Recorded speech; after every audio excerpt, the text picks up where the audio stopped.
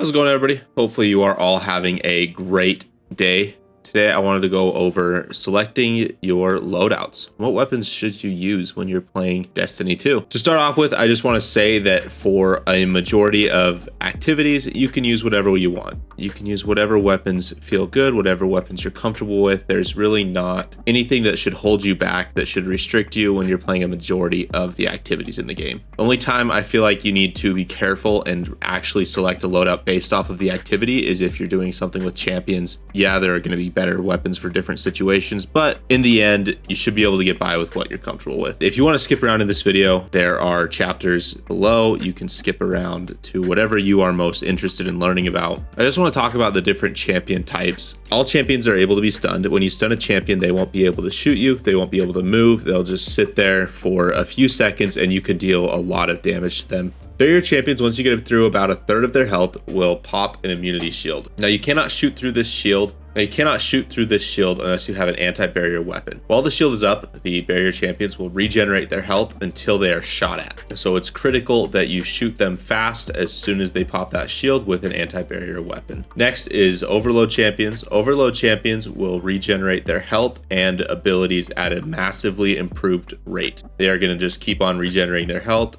and sometimes it's not easy to stun them because they're teleporting around all over the place. For me, I try to focus on those champions as soon as they come out so that I can just stun them and kill them and be done with them. Unstoppable champions have a massive amount of damage resistance. The most efficient way to kill them is to stun them and unload all of your heavy weapons on them, because if you're not stunning them, you're going to do a lot less damage than you would normally. They also tend to charge at players and they can kill you pretty fast. That covers the 3 champions. Now let's get more into the champion mods. All champion mods are obtained through the seasonal artifact, and they are in the first column, and then there are a few others that are scattered throughout. If you hover over the champion mod, it'll tell you what the requirement is to stun the champion. These mods are the key to killing champions.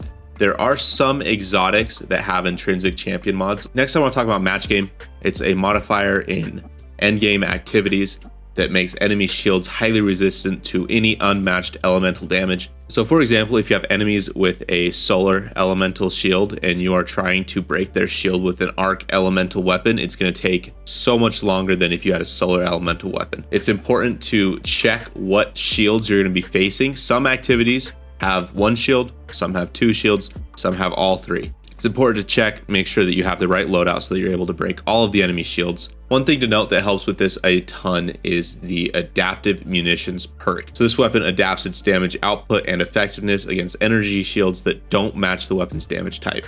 And lastly, the final thing you want to take into consideration when you are setting up your perfect loadout is, what is the burn? This week, the Nightfall burn is going to be arc. So you will receive 50% extra arc damage. So any enemies that are using arc damage will damage you for 50% more. However, you also have a 25% damage buff to any of your arc weapons, arc supers, arc abilities. So with all that being said, let's go through a couple different examples for crafting a loadout. So if I was going to be running a Legend Nightfall this week and I wanted to do it solo, I would have to take into account that there are barrier and unstoppable champions along with arc, solar, and void shields, and that there is an arc burn in place. I always try to match my subclass to whatever the burn is, because that means my super is going to be doing extra damage. So with an arc burn, I want an arc subclass. Next up, I usually tend to pick what exotic I want to run with. Now, the Arbalist is amazing. So if you have it, I always recommend that you use it when there are barrier champions. I would probably run with something like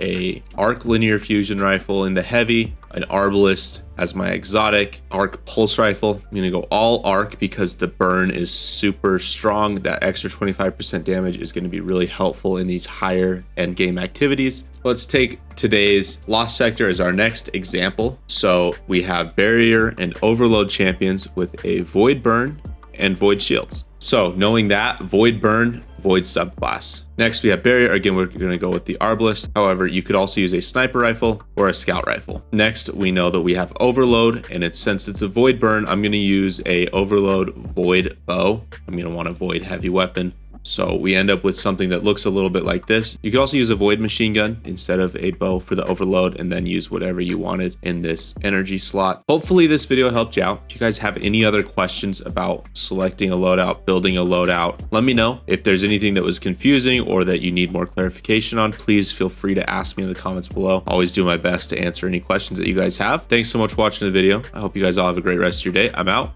Peace.